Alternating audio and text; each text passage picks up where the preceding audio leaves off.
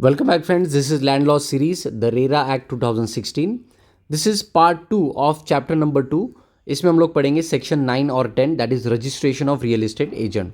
Section 3 से लेकर section 8 में हमने पढ़ा हुआ registration of real estate project के बारे में. This act is simplified by myself advocate Kushal Sawan. Section 3 से लेकर सेक्शन 8 हमने ऑलरेडी पढ़ा हुआ है पार्ट 1 में.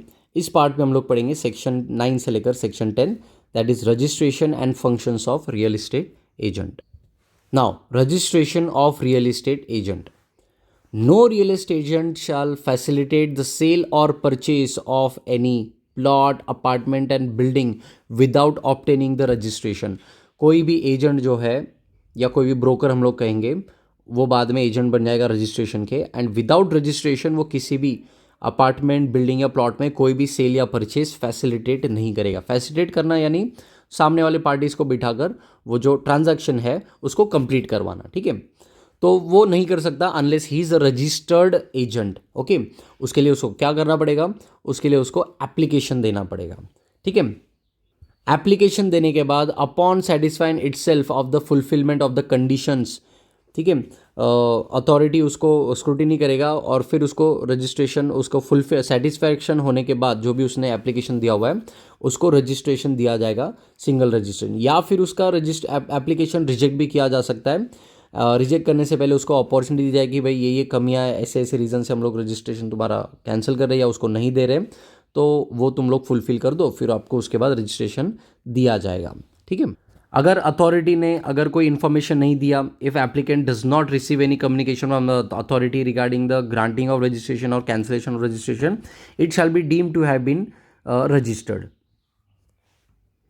once the agent is registered he shall be granted a registration number, ठीक है, which shall be quoted by real estate agent in every sale facilitated by him. उसके थ्रू जो भी ट्रांजैक्शन होता है, बाइंग एंड सेलिंग होता है, तो उसमें वो उसको कोट करेगा कि ये रियल एस्टेट एजेंट का इसमें इन्वॉल्वमेंट था, ये उसका नंबर है. ठीक है, every registration shall be valid for such period as may be prescribe, या उसको रिन्यू भी किया जा सकता है 2-3 साल में, 1 साल 2 साल, जो भी उसकी फीस वगैरह एक्स्ट्रा पे करके वो उसको रिन्यू कर देंगे.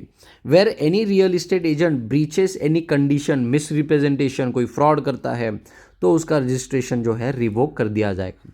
रिवोक करने से पहले उसकी बात भी सुनी जाएगी, वो अपनी बात रख सकता है, और अगर सेटिस्फाई नहीं रहा अथॉरिटी तो उसका रजिस्ट्रेशन जो है वो कैंसिल कर देगा. यानी इसका मतलब है रियल एस्टेट एजेंट अगर कोई बाइंग एंड सेलिंग फैसिलिटेट करना है तो उसको रजिस्ट्रेशन करना ज़रूरी है.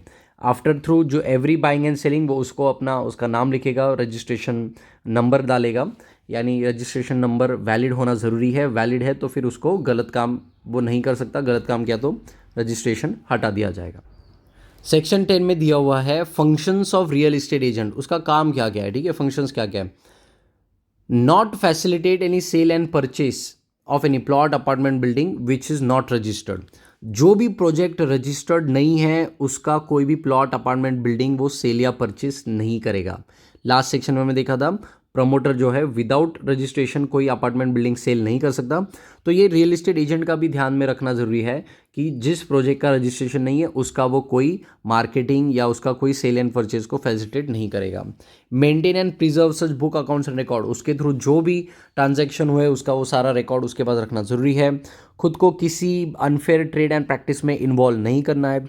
कोई भी किसी भी तरह के ऐसे स्टेटमेंट नहीं देने हैं जिससे वो फॉल्सली रिप्रेजेंट करेगा स्टैंडर्ड एंड ग्रेड किसी प्रोजेक्ट के रिगार्डिंग, या रिप्रेजेंट करेगा जो वो अप्रूवल एंड एफिलिएशंस प्रमोटर के पास या उसके पास वो है ही नहीं.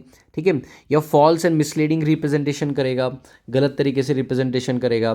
जो सर्विस या जो भी प्रोजेक्ट में चीज़ें हैं जो उसमें है ही नहीं वो पब्लिकेशन या उसके एडवर्टाइजमेंट करेगा. Facilitate the such information and document.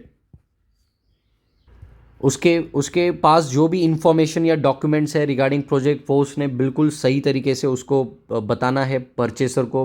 ठीक है, किसी भी तरह की धोखाधड़ी नहीं करनी है. ये बेसिक फंक्शंस यहाँ पर रियल एस्टेट एजेंट के डाले गए. सिंपल है, यहाँ पर कोई ज़्यादा कॉम्प्लिकेशंस नहीं है. तो यहीं पर हम लोग फ्रेंड्स चैप्टर नंबर 2 ख़त्म करते हैं पार्ट 2 के साथ.